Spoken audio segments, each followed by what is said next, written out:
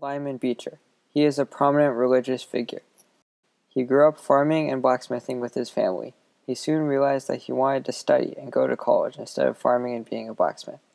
He went to Yale and then to Yale Divinity School soon after. He got his preaching license and started preaching for the Presbyterian Church in Long Island. He only made $400 a year.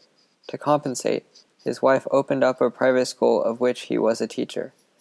He gained a lot of popularity when he gave a sermon on Alexander Hamilton and Aaron Burr's duel in 1806.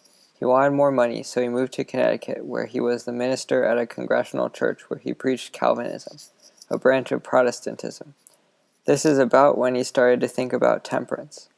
He founded the American Temperance Society because of experiences he had at clergy meetings. He found that sometimes the meetings would get completely out of hand and everyone would get super drunk, and he didn't appreciate that. This is happening all over the country too.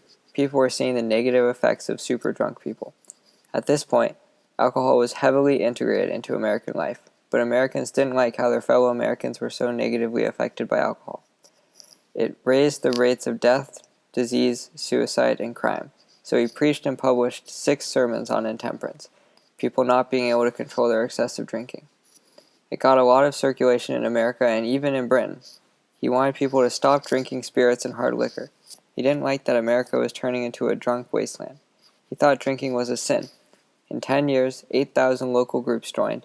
1,250,000 individual people pledged to stop drinking spirits. It started off that you could drink beer and wine, but not spirits, to drinking any alcohol at all, and to more and more people losing faith in the American public and starting to promote a congressional ban on alcohol. And eventually prohibition did come, but not before Lyman Beecher died in 1863.